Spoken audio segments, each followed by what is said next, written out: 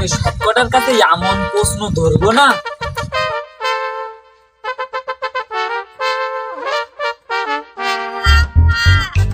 সবাই ভালো মতন পড়ে যাও।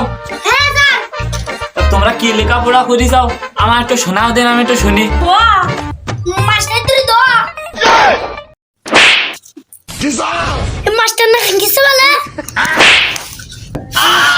জীবনে ছাত্র কটা পাইছি।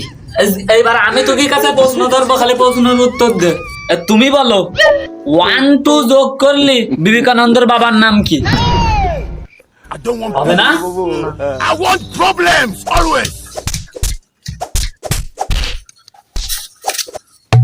এবার তুই বলবি 26শে মার্চ কত সালে জন্মগ্রহণ করেছিল?